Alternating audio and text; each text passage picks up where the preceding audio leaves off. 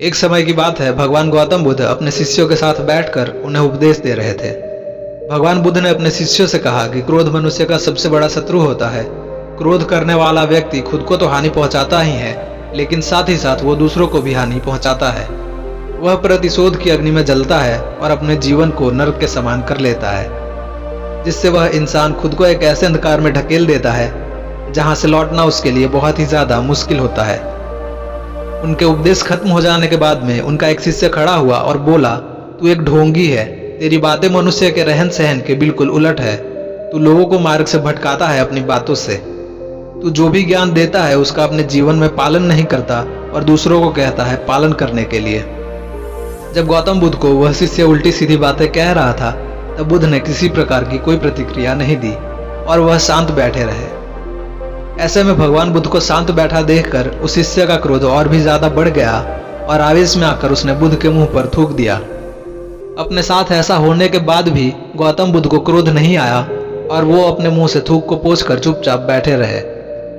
यह सब देखकर उस शिष्य को समझ में नहीं आ रहा था कि वो क्या करे, इसीलिए क्रोध में वो उस जगह को छोड़कर वहां से अपने घर चला गया।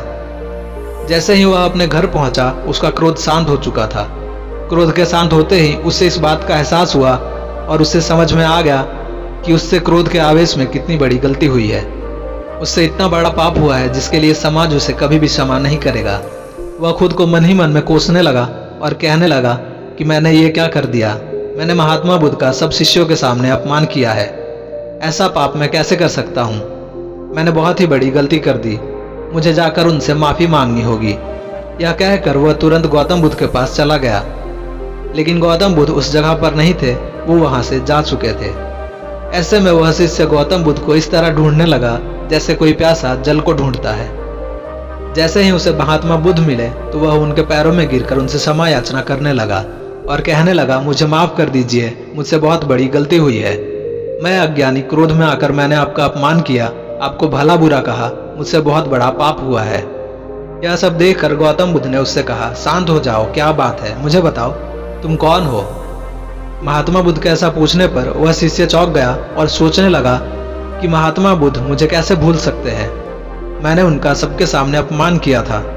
यह सोचकर उसने महात्मा बुद्ध से कहा कि मैं वही हूँ जिसने आपका कल अपमान किया था और आप मुझे इतनी जल्दी भूल गए। तो गौतम बुद्ध ने उससे कहा कि हमें कल की बातों को कल में ही छोड़ देना चाहिए। वह चाहे अच्छी बातें हो या बुरी, हमें उसके बारे में बार बार विचार नहीं करना चाहिए। मैं बीती हुई बातों को पीछे छोड़कर आगे चलता हूँ और ऐसा ही हम सबको करना चाहिए। जो मनुष्य अपने बीते हुए कल में डूबा रहता है वो अपने आज पर ध्यान नहीं दे पाता है।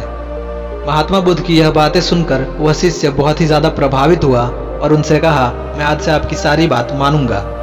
इस कहानी से हमें यह सीख मिलती है कि क्रोध मनुष्य के लिए बहुत ही ज्यादा खतरनाक है। यह मनुष्य का सबसे बड़ा शत्रु होता है जो उसे बर्बाद कर देता है। इसीलिए मनुष्य को कभी भी क्रोध नहीं करना चाहिए और मन को हमेशा महात्मा बुद्ध की तरह शांत रखना चाहिए। हम हर उस बात पर क्रोधित हो जाते हैं जो हमें पसंद नहीं आती। हमें ये सोचने की जरूरत है कि क्रोध हमारे भीतर से आता है और पूरे शरीर पर काबू कर लेता है। तो हमारे शरीर के मालिक हम हैं या क्रोध? अगर शरीर के मालिक हम हैं तो शरीर पर हमारा काबू होना चाहिए, ना कि क्रोध का। वीडियो थोड़ी सी भी पसंद आई हो तो लाइक और सब्सक्राइब जरूर करना।